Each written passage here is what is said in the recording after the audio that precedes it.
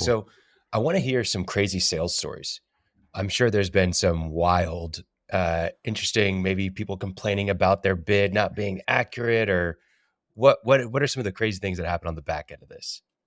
Me doing this for a long time. I have some crazy ones from like, I had one that the guy's minimum reserve, price, what, like the auction ran its course, about a 3 week, 4 week process, started. I met with him in person and, got the engagement agreement signed and got all the documents.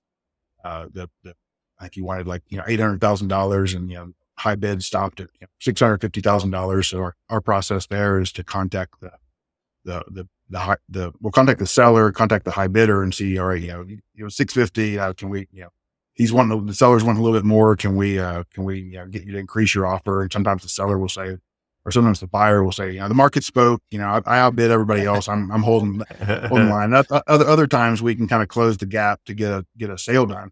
And I called the seller, couldn't get a hold of him, left a couple messages. And then his sister calls me back and says, oh, Pete's up in jail right now. So I had a couple of collect calls on my expense report for, some negotiation to get a deal done. He got the deal done. It was, as far as I know, all the legal stuff was 650,000 and 2 pack of cigarettes. Yeah, exactly. Exactly. Some commissary money. But now, but I don't really recall what the charges were, if he got off of them. I know, but it was just kind of some interesting stuff doing some of these deals.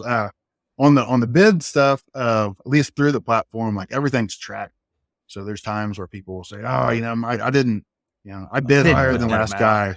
And I was like, well, here's a screenshot, or here's, where you bid, 5 seconds after the auction ended. You still wouldn't have won it because somebody had a higher, proxy bid amount than you did. But, I guess another thing, just with kind of the depth and breadth of the number of transactions and the characters and, amount of time, is just about any time when something in the news is, so-and-so is, these, like, weird stuff happens. So like, let's see what their energy net account is. Cause 9 times out of 10, they have an energy net account somewhere along the way. Yeah. I mean, for us, like we've had a number of times going back to the Permian Resources deal in November, we have a pretty high bid allotment, right? It's definitely bid on a lot of these sales. And, so talking to our clients and we're kind of strategizing, and typically they call me like a day and a half before they're ready to bid. And then we're scrambling. And I'm not picking on them. It's every client, So we're scrambling to get all our ducks in a row and get registered and everything. And so we're waiting on the number from our client. Like, well, what's the high bid that you want to put? Right. Yeah. And so they give me the number. I'm like, I enter in the number. It's like, you're not authorized to bid that high. I was like, oh, so I'm like scrambling. I'm looking for numbers and the clock's ticking. Like, this is at the last minute. Cause I think we started at one amount that was absurd.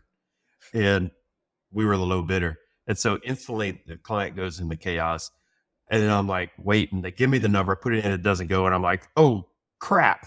So I'm like looking for numbers. I'm trying to find Chris's number in my cell phone. I'm checking old emails and I find like an old email from several years back that we had corresponded on something.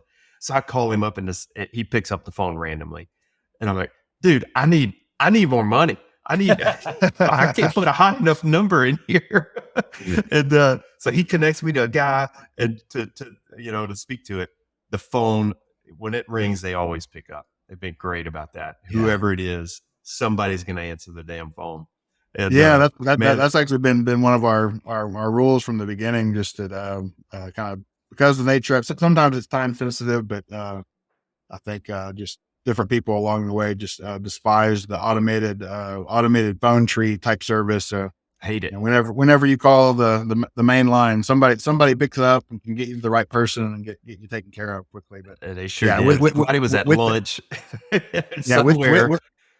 So with the bid allowances, it's kind of it's a stopgap, or kind of a security check. So you have to bid on just about anything on Energy Net. You have to create a registration, your username, password, your contact information, address, phone number, company name. Typically you have to sign up. Yeah, sign up. Yeah, you have an affidavit that we call it the rich and smart language. you have to certify that you're both rich and smart. But it's actually SEC type language that you're a sophisticated, knowledgeable investor and you know what you're doing. And, you can't come back and say, well, that South Louisiana well watered out on me. Like, well, you're a big boy. You know what you're doing. You know what you're bidding on. So you have to sign an affidavit that you're a sophisticated, knowledgeable investor. And then you typically have to sign a buyer agreement that has kind of the rules of engagement. Then you also have to establish a bid allowance. So sometimes individuals may, maybe investors, they may establish a bid allowance of, $50,000 or $100,000. And then you have groups like Oxy or somebody or Marathon that's saying, we want $100 million bid allowance. Okay. We do the financial verification. Just those funds can be made liquid if they're the winning bidder and they need to, but it just kind of, it helps decrease any deals falling apart because the high bidder didn't have the money. Well, what that has done is given me ample, consistent opportunities to make great jokes with all my clients when we win on something. The guys, y'all got to pay your invoice. Atherton's going to own all my ass, all my kids. He's going to take my dog, my bass. Oh yeah. Because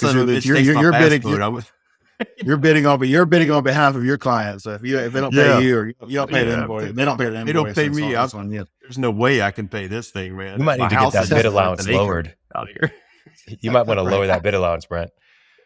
Yeah, I know. We've had some fun with it, but it's kind of cool. All the strategy that goes into it,